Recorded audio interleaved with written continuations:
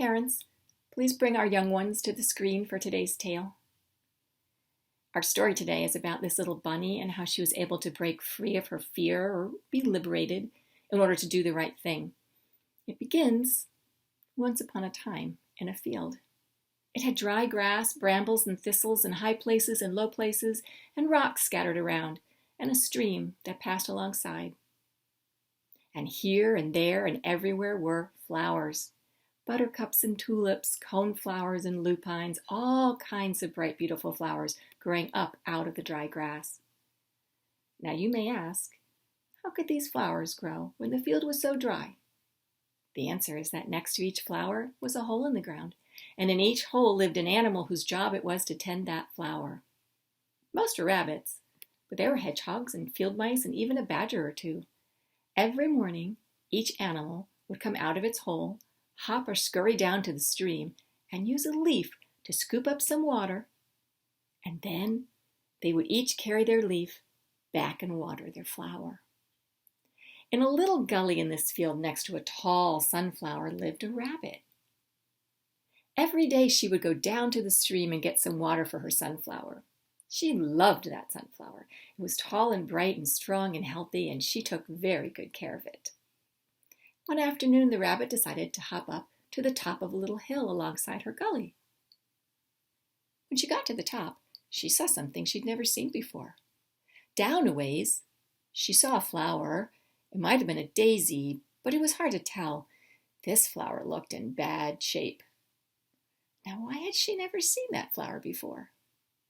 It's not that big a mystery, really. She had just never climbed that particular little hill to look in that particular direction. Of course, she knew the field was full of flowers. She may have heard some were not doing quite as well as her sunflower, but she'd never actually seen one that looked as bad as this.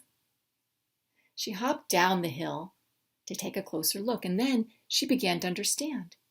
This flower needed water. Its stem was bent. Its petals were wilting in the heat. The ground around it was parched and dry. The rabbit felt bad that a flower could be so neglected. And then she did nothing. Even though the flower looked terrible, it was just one flower in a field after all. The field had plenty of other flowers that were doing fine. The rabbit had enough work to do, watering her own flower. So she went home, got on with her business, getting up every morning, going to the stream, watering her sunflower, and then hopping around all afternoon. But the other flower didn't go away. At least once a day, the rabbit couldn't help but hop up to the top of the hill and take a quick look. Every day, the other flower looked a little worse. It started to get to her. The rabbit thought about that flower at night while she was trying to sleep. She thought about it in the morning when she hopped to the stream for water. She couldn't even enjoy her own flower so much, knowing the other flower was wilting more and more every day. Now you may wonder, why didn't that rabbit just go over and water the flower? After all, it was not far away, just on the other side of the hill. The stream had plenty of water, and the rabbit had plenty of time. Well, that's a good question. The rabbit thought about it all the time. She'd think about making an extra trip to the stream to get some water for that flower, but then she'd think, well, you don't just march into someone's front yard and water their flower without asking, do you? What if that flower is someone else's to water? They might yell at me or something. Or she'd think, what if the flower likes being dried up and droopy? That's possible, isn't it? Or she'd think, aren't there animals who are supposed to go around and help out flowers whose animals don't water them? I should leave it to them, right? With all these questions swirling in her head, the rabbit went about her business, taking care of her sunflower every day and trying not to think about the other flower. But it kept bothering her, especially at night. It was kind of irritating, actually. Sometimes she wished the flower would just get better by itself, or die. But every time she sneaked a peek, there it was, looking more dry, more wilted, and more droopy. Finally, the rabbit could stand it no longer. One morning, hopping from the stream with a leaf full of water for her sunflower, she suddenly thought, it's just not right. Flowers not supposed to wilt like that. Flowers should be healthy and colorful and bright and beautiful. And she found herself hopping over the hill toward the other flower, taking the water there instead. At the top of the hill, the rabbit got a bit nervous. Her nose twitched as she sniffed the air. It might be dangerous over there. She shouldn't be watering other animals' flowers. But then she said, "It's just not right," and kept going over the hill and down the other side. The rabbit hopped close to the dry flower, closer than she had been before. Suddenly, a hedgehog popped out of a hole in the ground. The hedgehog yelled, "Hey, what are you doing?" "I'm going to water this flower," the rabbit said. "It's too dry, and if I don't water it, it will die." The hedgehog said, "What business is it of yours whether this flower dies? This is my flower. I'll take care of it how I want.